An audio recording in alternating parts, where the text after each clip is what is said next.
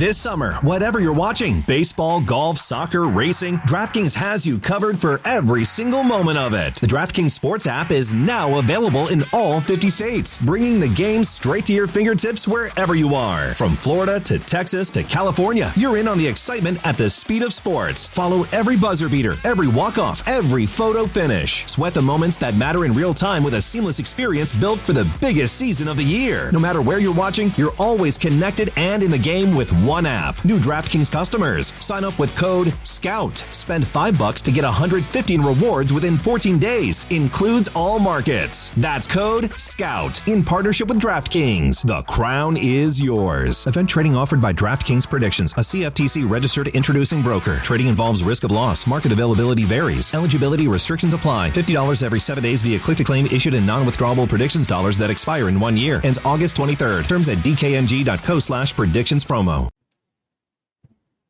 Right back at it and right into it. Episode 4, and we're going to actually call this one 4. I had a good conversation with an advisor yesterday, someone that I respect, that gave me some good advice. And man, we're just going to run these episodes straight out of this McPherson brand studio, this studio that I have made in my apartment year after year after year. And so many of you have seen content from these different iterations of my home studio, but this one is the longest lasting one because I think I'm about to be in this apartment coming up on 3 years. Best apartment I ever had, best studio I've ever had. From the lights to the microphone to the stand-up desk that's like got a motor in it to my monitor, whatever. Basically, you can expect on YouTube and Twitter, and Twitch today, you guys can expect to see the Keith McPherson show done out of this home studio. It's just the best way for me to crank out episodes consistently and for me to have the quality that I expect and that you will come to expect as well. No more fooling around and no more trying out different places. What I'll say is, I guess it's a little bit of insecurity. I guess, I had this feeling that I needed to go bigger, that I needed more. I had this feeling that, my home setup was not enough. But everyone I've talked to has reassured me that it's plenty. It's more than enough. And, something that I know to be true is that people will watch whether you're in your mom's basement. I'm not in my mom's basement, but if I was in my mom's basement or if I was on the set of ESPN Sports Center. Shout out to Amber. Amber sent me a message, and it's always somebody in my small community following that says something to me that makes me think differently about myself. But Amber wanted to see the last episode that was titled episode 4, and she said she couldn't watch it, and she said the best episodes come from your home studio, whether they're a live or an episode like this. So this is a quick episode today. We're 2 minutes in already. There's so much to talk about already in the NFL with training camp open. Back Together weekend is coming up Saturday and Sunday on NFL Network. My TV will be on that all day Saturday, all day Sunday. Obviously, I'll be out doing things, but when I'm watching TV, I can't wait to watch, Inside Training Camp Live and what they call Back Together weekend for NFL fans. And then as we are getting closer to the MLB Trade Deadline, there are some stories and some things in baseball to talk about as well. The Yankees are playing well, so without further ado, there's the intro. Let's get into it so I can get done. If you see me on YouTube, the way I'm dressed, I'm wearing a JMU football shirt, and I have a Monmouth University football, the two colleges I was blessed to practice at. I never played, but I practiced, and I was a scholarship football player at those two schools. Thank God for that. Wouldn't have been able to go to college. But, yeah, I'm repping those two schools today because I am on my way right after this to go speak at a local high school football practice. And stay tuned for the clips from that. I'm going to try and not hurt myself, but get out there and throw and run a little bit. All right, hit the intro, man.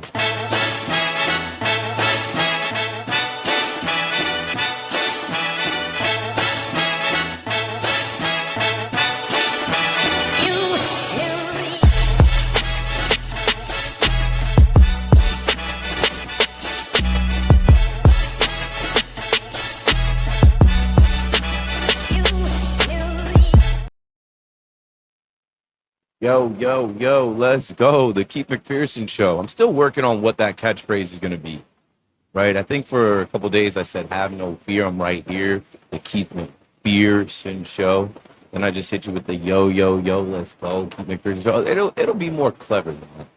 It'll be more clever than that. I feel like that's WFAN. I will be back on the Fan Sunday at 7, filling in for Lori Rubinson. And we'll do a traditional KM to AM. We will do a 5-hour show from 7 to 12. And I promise you, I will have plenty to talk about from the NFL, the MLB, and the NBA, and everything else in between. Probably not so much WNBA, right? Which brings me back to the other show I did, Mic Check. Mic Check always started with Mic Check 1 2 1 2, Mic Check 1 2 1 2. I did a little bit of conversation in that show about the WNBA, but it's forced. And one thing about me that I don't do is force anything. I don't force relationships. I don't force it if I don't have knowledge on something. I will put my hands up in the air and I will tell you, yo, I don't know what we're talking about. Like, I don't have enough education on that. You know what I'm saying? Like, you guys have listened to me before, whether it's here on the radio.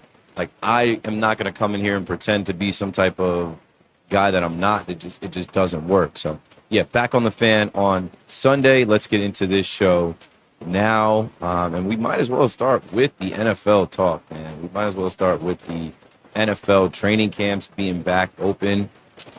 Who's just calling me, bro? I get all these scams and all these, like, now they have the feature on the phone where it scans the call and it asks the person to leave their name if they don't come up as one of your contacts, which is great because I don't know. I've had the same number since I was 13. A lot of nonsense that comes through. But anyway, NFL, yes, training camps are back open. We will get to the Jets and Giants. This show is always going to lean New York, but I have a national view on everything. It's always going to come back to, at the core, New York teams and what's going on here. But, this is a New York team, and I wanted to start with this. I wanted to start with this guy because I've been hard on this guy. I've been hard on this guy a lot.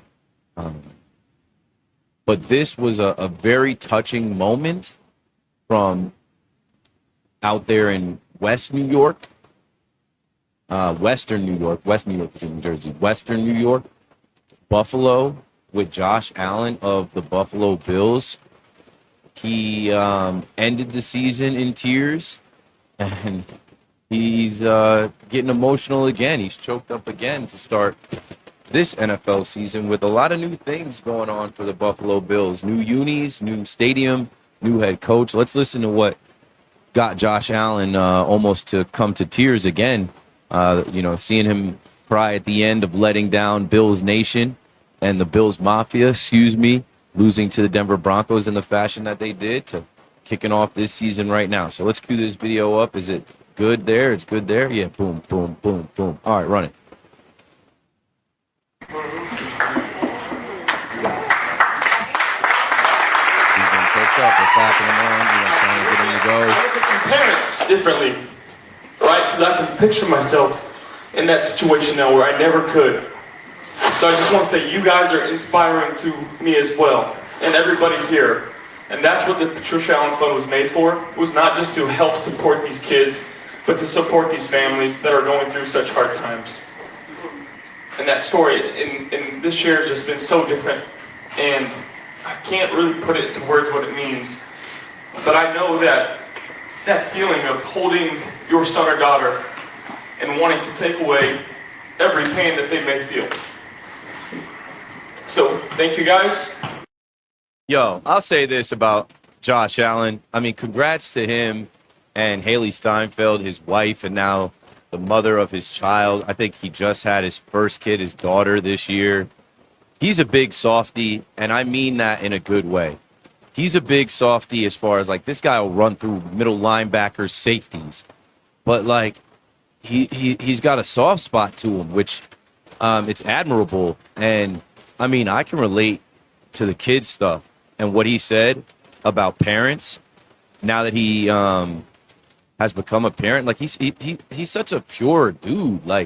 He's talking about this fund, and, Josh Allen does a lot with kids in the hospitals in the area. And, he said now with his daughter, like now he understands. He looks at you parents differently, and he understands what it means to like see your child in pain and want to take all of their pain away.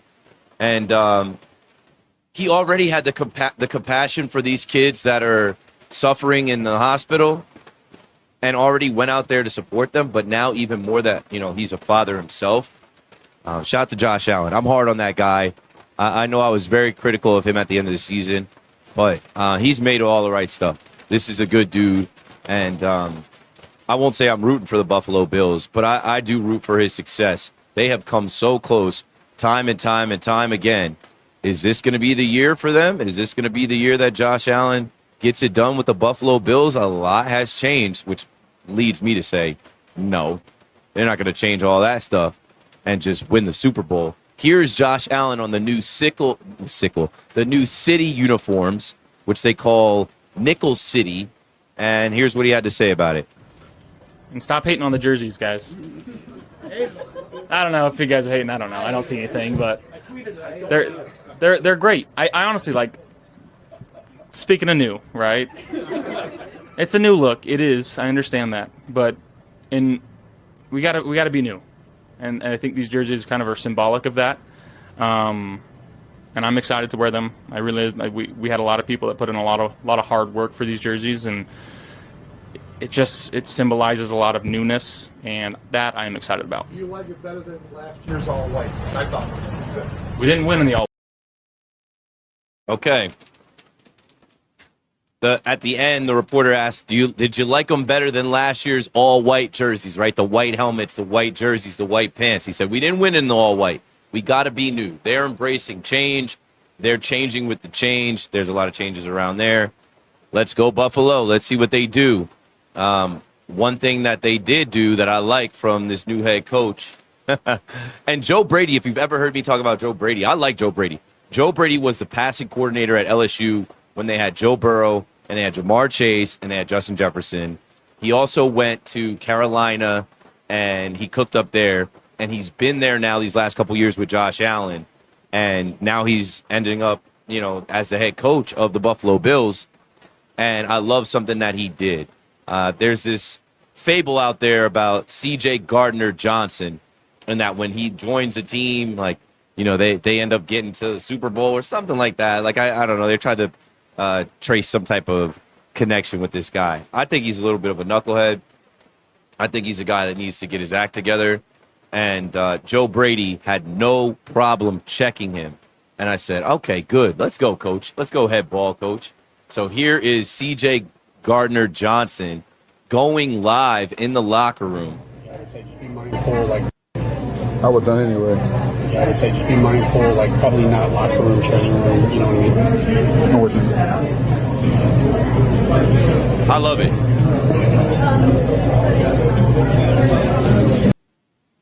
He basically pulled up on him while he was on live, and C.J. Gardner-Johnson looks like a kid. Oh, I was done anyway. Bro, you're in the NFL. You got all this money. You don't need to be on live. And that's going to be my segue into this next thing. But shout out to Joe Brady for saying, let's be mindful of where we're going live. Probably not in the locker room, where it's private, where guys are showering and changing and not trying to be on camera. And probably not in the training room, where guys are also, not fully clothed, getting treatment, working on things. Those are areas that are supposed to be sacred to the team. And you got to respect that. This is how I know I'm old and I'm washed, as I'm going to this high school to talk to high school kids, and I'm thinking about, some 20 years ago that I was in high school playing football and trying to get a scholarship and win the state championship. This younger generation of players, their addiction to social media is it's alarming. It's alarming. And if you saw the saga of Brandon Ayuk over the last couple months, I know on my last show I talked about it, and maybe even on this Keith McPherson show, then I stopped talking about it, right? I stopped talking about it because it got crazy. Brandon Ayuk is still with the 49ers. And he's going out there posting videos and making skits and doing all this stuff, talking like to the organization. There was one video I remember showing of him throwing money. And it made me think, like, what is that for? Oh, what is that for? And people were so confused by it. They came up with this whole thing that, it's a tactic to get him released from the 49ers. And then he did all this talking about going to the Commanders. And I just think you're crazy if you think that videos of you talking about your organization that drafted you, paid you, and still currently owns the rights to you as an NFL player, talking about the head coach, talking about the GM, throwing money in a closet, drinking on camera, getting at Jaden Daniels. Supposedly this guy bought a house in the Northern Virginia area. The joke is on him. And so Dan Quinn of the Commanders, the head coach, and then Adam Peters, they were asked about Brandon Ayuk the first day of training camp. The first day of training camp, they're asked about, adding a guy to their roster like this without even saying his name. Here is what they had to say in response. It's like everybody knows it. If Keith McPherson is in New Jersey doing podcasts for 300, 400 people, and he knows about it and has been, documenting the saga. You think the team that he's trying to get to, where he's wearing a Commanders hat, where he's doing an ad, he's doing like a air guitar saying, "Hey, Commanders fans, come out and rock out with us this season." You think the Commanders don't know about it? Of course they do. So here is the head coach and GM when asked about, adding a player to your team that's, got this social media antics under his belt. Adam, one for you, just in a general sense, as you're always looking to improve the team, when you're evaluating guys to maybe bring in for workouts, whatever, what role, if any, does kind of a player's social media have in that evaluation process? That's a good roundabout question. What a badass you are. Straight badass right there. But no, we look at everything, JP. I mean, it's a great question, but we do look at everything, and we want to make sure it's the right player to be in our locker room, in our bloodstream, and in our culture, and we often we look at that stuff. I mean, it's not always the first thing we look at. Obviously, you're looking at the tape and you talk to the teams that the players have been on, and how they were in the locker room, the players that have played with them, and so on and so forth to make those decisions. But that's not usually a huge part of it. Usually, they literally laughed at this man.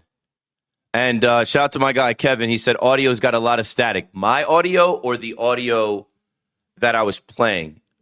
Hit me up in the chat if you can confirm if that was my microphone, as I'm checking my audio levels right now. If that's my mic, tell me that's my mic. If that was the video, I can't control what the videos necessarily sound like. But just trying to make a point here. Social media is not the way to send a message, especially to your employer, former employer, or future employer. I think Brandon Ayuk's got to be one of the dumbest guys in recent history.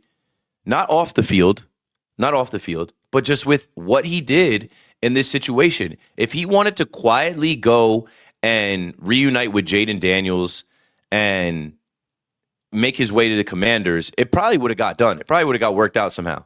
But the way that he went about it, not only is he not going to be on the Commanders, he's probably not going to play this year. He's not going to be in the league. So I saw this on Instagram, and shout out to Instagram. I was up in the middle of the night last night. My wife's like, "What are you doing?" I'm like, scrolling Instagram. And I don't scroll Instagram looking at, Instagram thoughts with bikinis on. And that is one thing that is crazy. The amount of girls on Instagram that just sort of like completely naked, and they have 15,000 followers. I have almost 30,000 followers. I'm never naked. But anyway, here is a post that I saw on Preem Football on Instagram. And this is my segue into Kyle Shanahan. So it says, awkward. It's the clip that I just showed you with Adam Peters, the GM of the Commanders, and Dan Quinn, the head coach of the Commanders. And this is what Brandon Ayuk wrote on his Instagram story. "You can't win the race if you crash out. Keep your head up and stay in your own lane. You gonna win." bro, what are you doing? Why are you mocking Kyle Shanahan?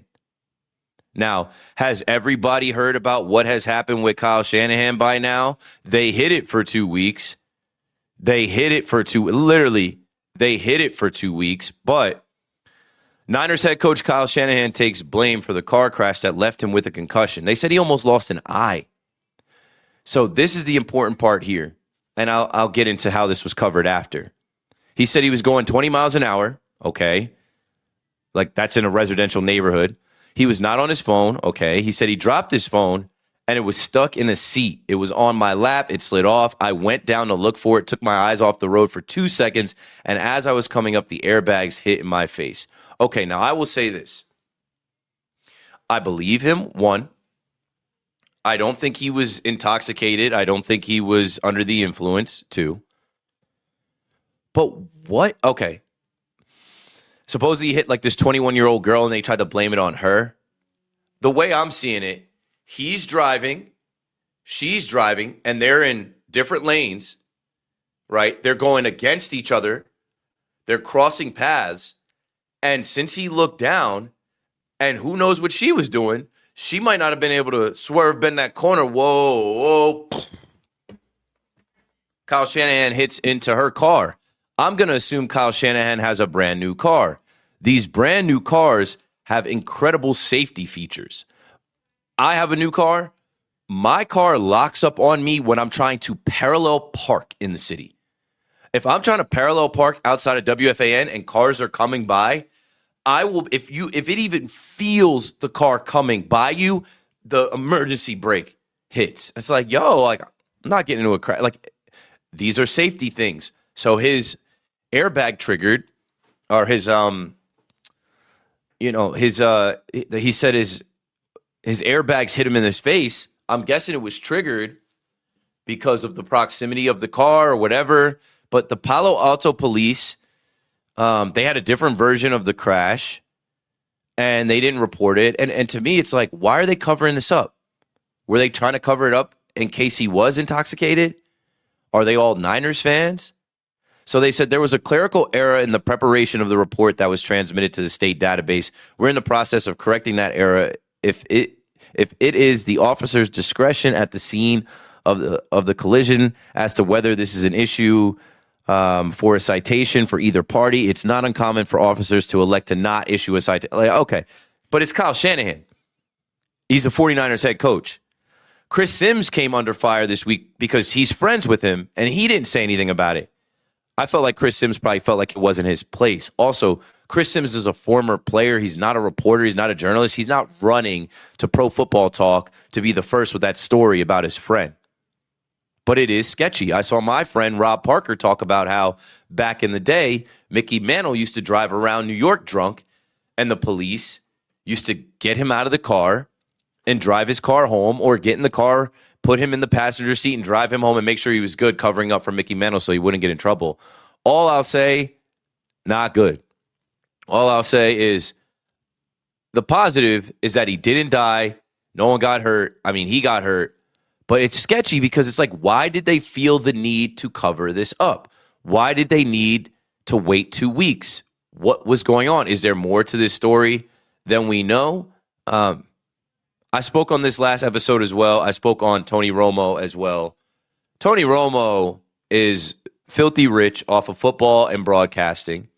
Tony Romo was charged with operating a vehicle while intoxicated. And everybody has seen the videos now. And I think for me, with Tony, another just NFL story around a vehicle. We've been doing this all offseason. I've been talking about this all offseason with these guys. But for Tony, I think he's fine. He said he wanted to call his lawyer, that they wouldn't let him call his lawyer. He hops out of the car, and here's the field sobriety test that they had him do once they got him into the police car and back to the station. If you guys care to watch this, if you haven't seen it already. Side. Okay. Any head injuries? Excuse me? Any head injuries recently? Any concussions? Well, hello, darkness, my old friend.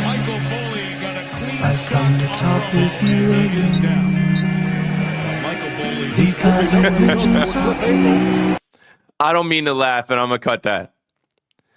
But basically, the lady's asking him about any concussions, and he's like, well, not recently, but yeah, of course, in his playing days. I mean, Tony Romo was supposedly intoxicated. They supposedly also searched his bag, and they found some shooters in his bag, but I think he'll end up beating the case. I think this was a case of, it was daytime, it was 6 p.m.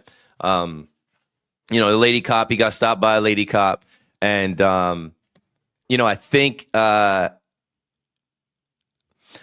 I think it was just, Romo was coming from a golf course. He explained to the officer he was coming from a golf course and was on his way to see his grandma and grandpa. I think he was back home where he's from. But these officers got to do their job. There was suspicion, and it's Tony Romo. He's high profile. They said that they pulled him over. They thought he had been impaired due to his red, glassy eyes and the odor of an intoxicating alcoholic beverage. So I just think Tony's rich enough and has enough power to beat the case. And I think there's, not much more to it than that. Not saying that you should be driving drunk, but it is what it is. So moving on from Romo and Shanahan and their accidents behind the wheel, let's continue this NFL talk with actual NFL talk now that training camp is open. So a couple things. Here's one that popped up today. Lions running back Jahmyr Gibbs and Falcons running back Bijan Robinson both are not practicing today. Both running backs have had conversations during the offseason about a potential long-term contract. Well, yeah, they're trying to get paid. If you remember just a few years back, it was like Saquon was trying to get paid. Josh Jacobs was trying to get paid. Derrick Henry was trying to get paid. All of these backs ended up going to different places. Austin Eckler was trying to get paid. Yo, shout out to Austin Eckler. I said I was going to do this, and it just came back to me. I ran into Austin Eckler at Fanatics Fest in the bathroom downstairs. And, I mean, you're using a bathroom next to a guy. You're not looking at the guy, but you guys know, all fellas know. You're using a bathroom, and then you both at the same time turn to the sink, and you see the mirror. And I'm like, yo, Austin Eckler, what's good, my guy? And he looked up. He was like, hey, how's it going? I'm like, Keith McPherson, man, nice to meet you. And I ended up telling him, I was like, yo, I heard Jahmyr Gibbs was super cool out here. I heard Amon-Ra St. Brown, not so much. I'm like, they're talking about it on WFAN. People are talking about it. I'm like, make sure you're cool out here with the fans because they're going to remember that. I know it's crazy, but this is Fanatics Fest. And he said, oh, cool with the fans. I'm interviewing the fans. I forget what brand he was out there with, but he was literally doing interviews. He couldn't have been nicer to me. He couldn't have been more regular, down to earth, and cool. And he's not a big guy. So, like, when you see him, it doesn't scream football player. But anyway, screaming football player. Let's talk about some football players that got paid. Let's talk about some football players as Bijan and Jahmyr are looking for their contracts. Let's talk about some guys that did actually get the bag put on them. Sources, Browns and 5-time Pro Bowl cornerback Denzel Ward reached an agreement on a 2-year, $62.2 million deal that includes $52.3 million guaranteed. Bruh, what? Makes him the highest paid DB in NFL history for the second time in his career. Got it. Good for him. He's like that, though. He's seatbelt, straps. He straps guys. Another guy looking for his money that will probably get it is Christian Gonzalez, a.k.a. Gonzo. But, they're trying to keep that quiet. But I think now when you see the deal that Denzel Ward got, are they going to make Christian Gonzalez the highest paid DB in the NFL now? Like, do they have to one-up that deal? Usually that's how it works. They want to go bigger. I was looking at WEEI, and they were talking about, could Gonzo get over $100 million guaranteed? We shall see.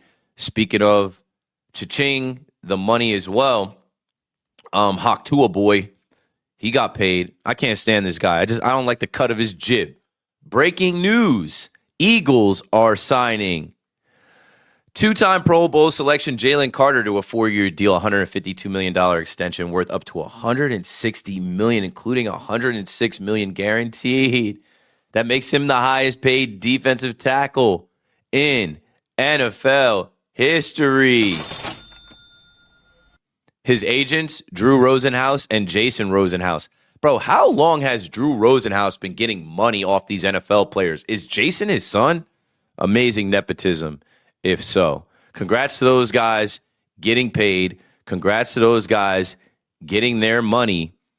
I mean, what a dream it is. What a dream it is to play NFL football and make that type of generational wealth. What a dream it is. I wish I played quarterback a little bit longer. Speaking of quarterbacks in the NFL, with Atlanta quarterback Tua Tagovailoa dealing with a tight back and Michael Penix Jr. still not practicing due to a knee injury, the Falcons are signing veteran quarterback Cooper Rush. Cooper Rush, yeah, former Giant, former Dallas Cowboy. When you are one of these guys, Cooper Rush isn't a crazy athlete, but I bet he knows defenses. I bet he knows offenses. He knows how to play quarterback in practice enough. He's serviceable enough. And he's going to get another payday. You know, like when you look at a guy like Chase Daniel and the amount of money he's been able to make, speaking of Daniel, I talk about Daniel Jones. Daniel Jones is going to make a ton of money in the NFL just hanging around. But yeah, Tua, another guy who got paid by the Dolphins, now he's with the Falcons. Tua has a minor injury that has flared up. Michael Penix Jr. has a knee. Neither one of them are ready for full team workouts. So undrafted free agent quarterback Jack Strand is QB1. Who is Jack Strand? He's going to take first team reps in the first year of Matt Ryan running things down there in Atlanta and Kevin Stefanski running things as the head coach down in Atlanta. You mean to tell me you have two quarterbacks that are completely injury prone? They are walking injuries, and now you have to put this guy in who I've never heard of, Jack Strand. See, this is what I'm saying. I'm always scrolling Instagram for content. Shout out to Preem Football. Division II quarterback. Like, I played Division I. Like, that's what I'm saying. I should have played a little longer just to get one payday. Jack Strand is going to be the Falcons' QB1 at training camp practice. He played at Minnesota State Moorhead. I never heard of that school either. Minnesota State Moorhead? What the fuck? Hey, that's the NFL for you. That's the NFL for you. These guys are living a dream. And he's not going to get hit. He's going to wear a red jersey. He's going to drop back. He's going to throw passes. He's going to hand the ball off. Amazing. And also, more news out of Falcons camp. Trevor Siemian was with them. He got hurt, and they released him. So they had three quarterbacks get hurt already. They have three quarterbacks the first day of camp not be ready to go. They got to go with Jack Strand, and they're bringing in Cooper Rush as an emergency. Speaking of quarterback, is anybody in the chat familiar with the show Quarterback on Netflix? I see everybody in the chat. Shout out to you guys on YouTube. Shout out to you guys on Twitch and on Twitter. Hit like if you're on YouTube for that algorithm. Man, I just started watching Quarterback, but I keep falling asleep at night and can't finish. I just watched the first episode. I'm telling you, Cam Ward is going to take a step forward this year under Brian Dable and Rob Saleh. Mark my words, Cam Ward is already like that. He's already a dog. I love his mentality. Make sure you guys are watching Quarterback. It pretty much starts with a lot on Cam Ward, some stuff on Jaden Daniels, and then also Baker Mayfield. And we'll go to Baker Mayfield right now as we're doing this NFL talk on the Keith McPherson Show. It's time to be talking NFL. It's time to be talking football. And I could talk football all day, every single day. So speaking of guys getting paid, speaking of the NFL quarterback show, Peyton Manning show on Netflix, Baker Mayfield. The Bucs and QB Baker Mayfield are expected to end contract extension talks, and the plan now is for Mayfield to play this season on the final year of his contract. He's going to be a free agent in March. So if anybody has a chip on their shoulder, it's Baker. I mean, he already has one. He's a guy that had to transfer schools. I believe he was a walk-on. Granted, he got drafted number 1. It didn't really work out with him in Cleveland. They're still trying to figure out who's going to be their quarterback. It's a battle between Shedeur Sanders and Deshaun Watson. Like, you want to talk about dysfunctional? You end up with Shedeur Sanders and Deshaun Watson battling it out for QB1 in 2026. That's another story for another day. Baker Mayfield, don't be surprised if the Bucs go out there and compete in the South. I mean, Baker Mayfield's going to have a chip on his shoulder if he stays healthy. I am excited to see what he does this year. And speaking of staying healthy, plot twist, I will get to more Jets and Giants stuff Friday on this show and Sunday on WFAN. But please take a look at this. Come and take a look at this. This is Malik Neighbors. Not running full speed, but running. Malik Neighbors is at the first day of practice. That looks to be like a 15-yard route, like a 15-yard out route. Let me see. Go back. 5, 10, 15, 20. No, that's a comeback. That is a very positive sign for New York Giants fans. You already got the information that he would not be on the PUP list, the physically unable to perform list. To see Malik Neighbors running routes, just running with a helmet on, good. He's not going to be doing 7-on-7. He's not going to be doing 11-on-11. But for him to at least be out there running and catching passes. Jackson Dart was talking about, that's Leak, talking about his aura. Everybody knows where he's at when he's on the field. That's amazing. And, from one New York star athlete to another, as my guy KP says, what about my Jets? I got something for you, but I'm really going to save my conversation on the Jets and the Giants for Sunday on WFAN. We'll do a little Football Friday on this show, but there's so much that has now come out today from these first press conferences, and this is one of the things that I really liked that I heard today from Garrett Wilson, that if you're a Jets fan, it should make you optimistic that change is going to come. And I'll speak a little bit on the Jets. I'll speak a little bit on the New York baseball scene, MLB, and we'll get up out of here. So here is the clip that I wanted to play from Garrett Wilson today, courtesy of SNY Jets videos. This is what Garrett Wilson feels about the difference between last year and this year. Let's run it. I would just say, with guys like Double D and Minka in the building, and then Gino on the offensive side, and Tim Patrick, like these certain guys that just, I don't know, they don't have any past association with the last, maybe blunders we've had, and because of that, they're bringing this winning mindset, winning energy. That us as the younger guys and looking up to guys like that, we're trying to just latch onto it and get a better idea of what it takes to win at that level, because they've done it before. And I would say that's the main thing. I mean, the energy out there at practice today for a first day, I thought was really good. Obviously got to clean up a lot of things, but the energy and the mindset, the intention was good. So, all things we all feel good about, and we'll see how this thing keeps going as we go along. I mean, what else would you want to hear? This is Aaron Glenn's second year. They completely revamped the coaching staff. This is Aaron Glenn's second year. I feel like they hit on a bunch of guys in the draft. I'm excited to see Kenyon Sadiq. I'm excited to see, let me go back, David Bailey. I'm excited to see Omar Cooper, IU, by way of, JMU. With Kurt Signetti at the helm.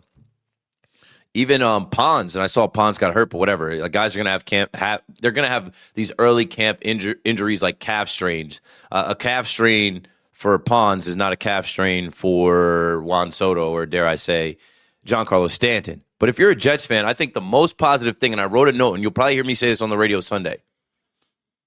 The difference is they have veterans in the room, and Garrett Wilson noted that.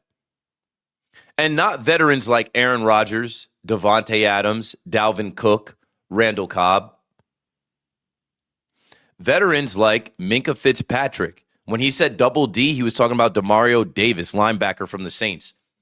Tim Patrick, Tavondre Sweat, right? Those guys are there, and they have nothing to do with the laughingstock Jets of last year or Rob Saleh or any of the recent blunders, as Garrett Wilson called it. They're pros. They're coming in there to compete, and they expect to win. Actually, now I'm on it. Shout out to Minka Fitzpatrick, because I got to play one more. I ain't gonna hold y'all. I ain't gonna save everything. Minka was spitting too. Here's another piece for the Jets fans to get excited about. You should be excited now. Everybody is 0-0 until we get to September, and preseason doesn't matter. You should be excited about football season. You should be hoping for the Jets to be better, right? If they're not, coach is getting fired.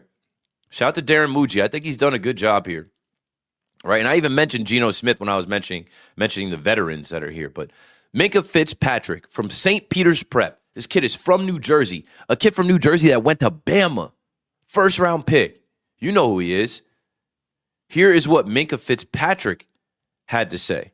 What's one thing that you want to improve this year as the season goes on? One thing I want to prove this year, I don't know. I want Jets fans to be proud of the team. I want Jets fans to be proud of wearing Jets hats, Jets T-shirts, wearing the green and white.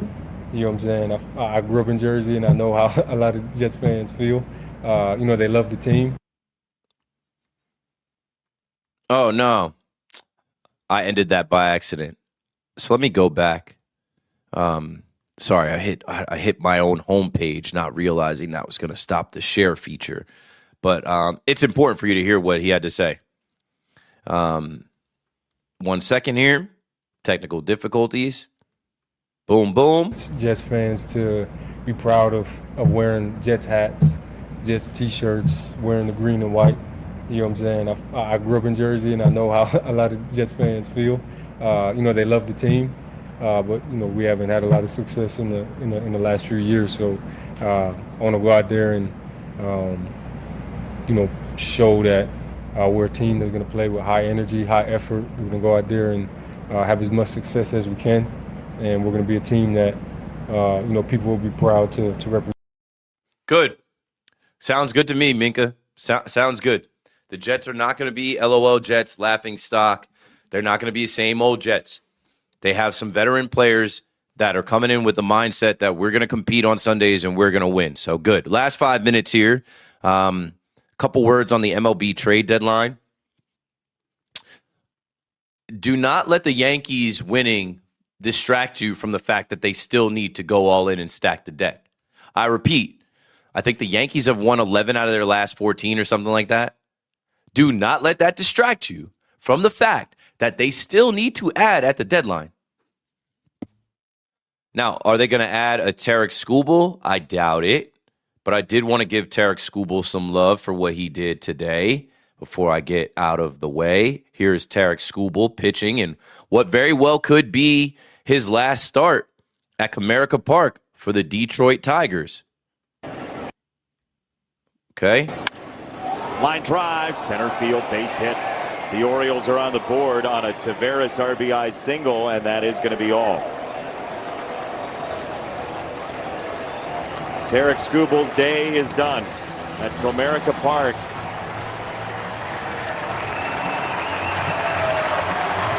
You never know where life takes you. We don't know, he doesn't know. Tigers fans are thinking one thing. Thanks, Tarek. Okay, so, all signs point to them dealing him. I don't think he's going to get traded to the Yankees. From what I've heard, the Dodgers have the best odds. What else is new? That would be what everybody would feel is game over. Like, come on, the Dodgers get him.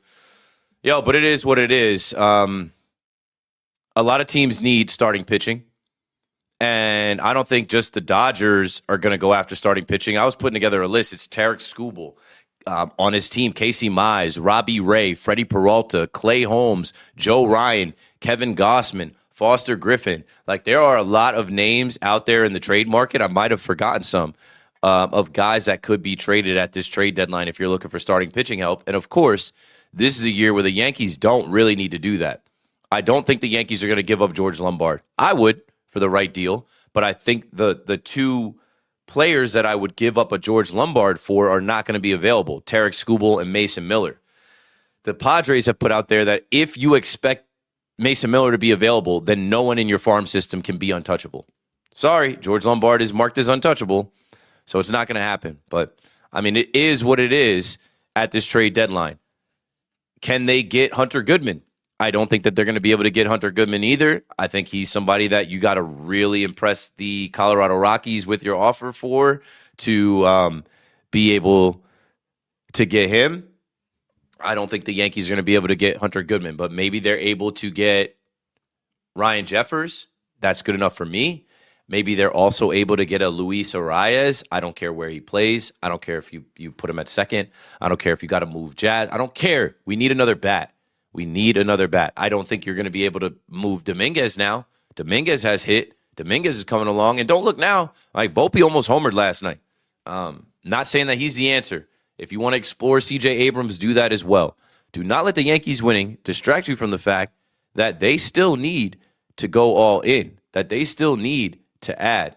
And, speaking of the Yankees winning, going down there to Philly and winning that series was crucial against a good team, against a team with a bunch of talent and stars. And now the Phillies are sinking fast. Here's Bryce Harper the other night. Do you think this is a line of our team that you beat good pitching in October? Because presumably come October, you guys will see quite a bit of it. Yeah, I mean, I think we need some help, but, I think we've proved, pretty much all year we've done a pretty good job. But, anytime you can, get some help in here and reinforcements, I think it helps. Do you think that help would be best coming in the form of an arm or a bat? I think both. I think obviously everybody knows what we need, so I think I've said it over the last couple of days. Do you think this is a line of our team?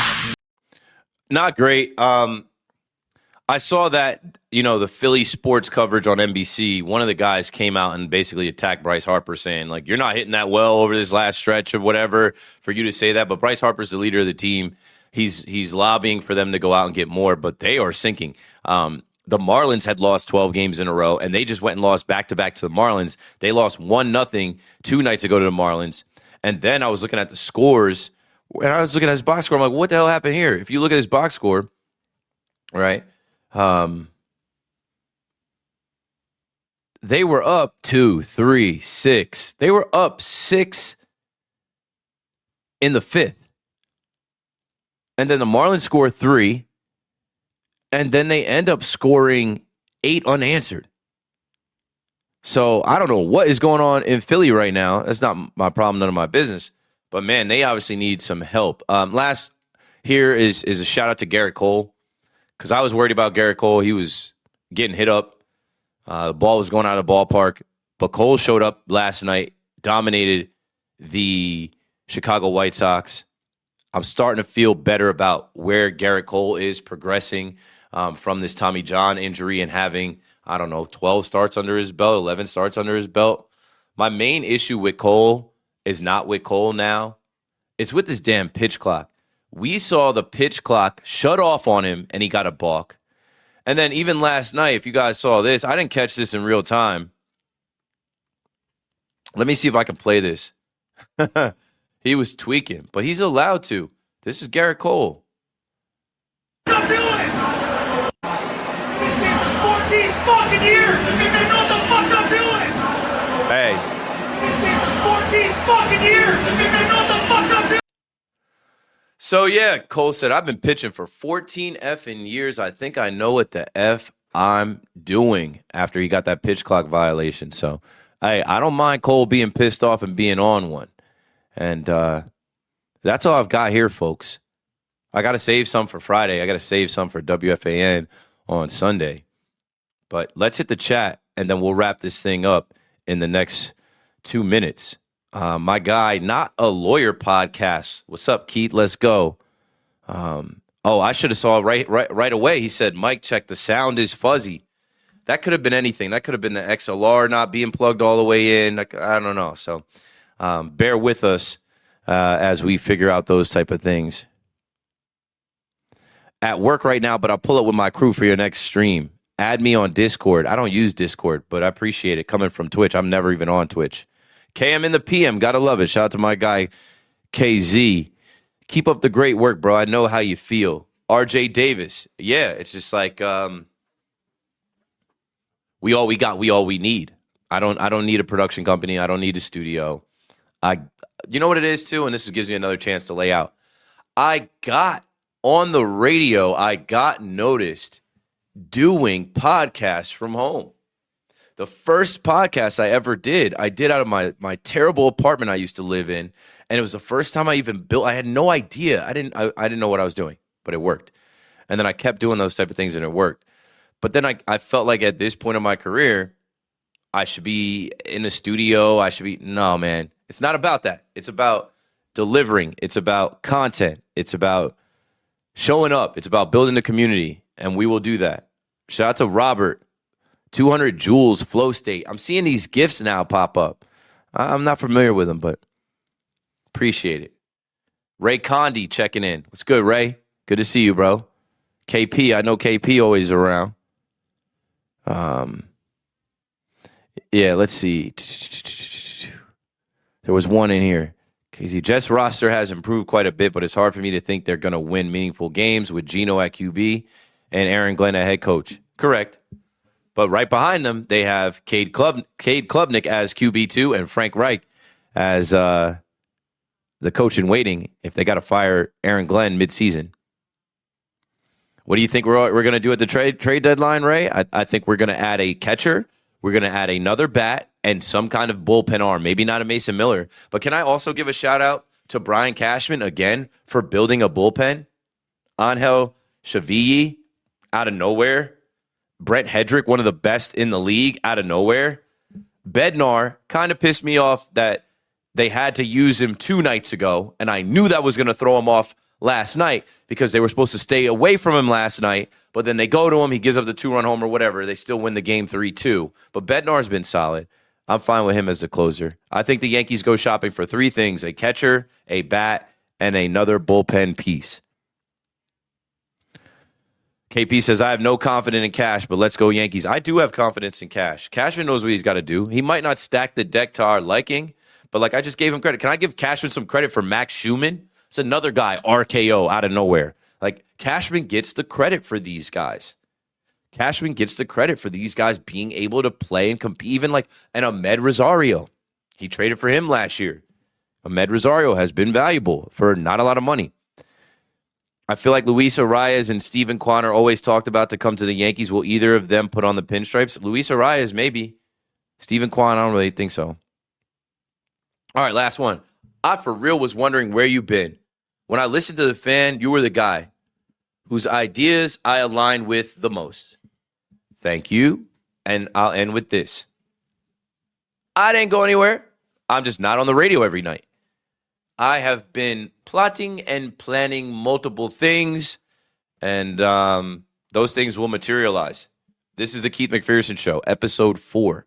I'm blessed that I even have 3,700 subscribers on YouTube. I'm blessed that I have the views that I get on YouTube and the views that I get on Twitter combined. Hundreds of people are still listening to me, seeing me, and hearing me do what I love to do, which is talk sports. There is so much more on the way. I don't know if you guys saw me on Complex, but that just came out where I did the interview with Jazz Chisholm. There will be more on Complex Sports, Complex Bets. I am on WFAN on Sunday. I'm thankful that relationship still exists and I can still get on that platform and I can still call that place home. I was just in the office yesterday, and when they need me, I'm on standby. And there are other conversations and things that will materialize where I'm at the point where I just got offered something and I turned it down because I'm not going to have the time and the bandwidth. It's been a great summer. There's more to do. I'm going to keep running. Rock with me. Send this to somebody. Hit like. I appreciate all of you guys, familiar faces that I see in the chat, and even more people that I know are listening because I turned that old RSS feed from my Talking Nets podcast into this podcast, and I've started uploading this as a podcast. If you remember, the last show wasn't on podcast. Keith McPherson Show, every episode is available now on Apple Podcasts, on Spotify, and YouTube. I'm also streaming this on Twitch and Twitter, and please stay tuned. I have some great eyes and ears on me. I'm extremely blessed and thankful that at this point in my career, I get to do this, and there's so much more to come. Stay blessed, stay up, and stay ready so you ain't got to get ready, folks. I'm gone. This summer, whatever you're watching, baseball, golf, soccer, racing, DraftKings has you covered for every single moment of it. The DraftKings Sports app is now available in all 50 states, bringing the game straight to your fingertips wherever you are. From Florida to Texas to California, you're in on the excitement at the speed of sports. Follow every buzzer beater, every walk-off, every photo finish. Sweat the moments that matter in real time with a seamless experience built for the biggest season of the year. No matter where you're watching, you're always connected and in the game with one app. New DraftKings customers, sign up with code SCOUT. Spend $5 to get 150 in rewards within 14 days. Includes all markets. That's code SCOUT in partnership with DraftKings. The crown is yours. Event trading offered by DraftKings Predictions, a CFTC registered introducing broker. Trading involves risk of loss. Market availability varies. Eligibility restrictions apply. $50 every 7 days via click-to-claim issued in non-withdrawable predictions dollars that expire in 1 year. Ends August 23rd. Terms at dkng.co/predictions promo.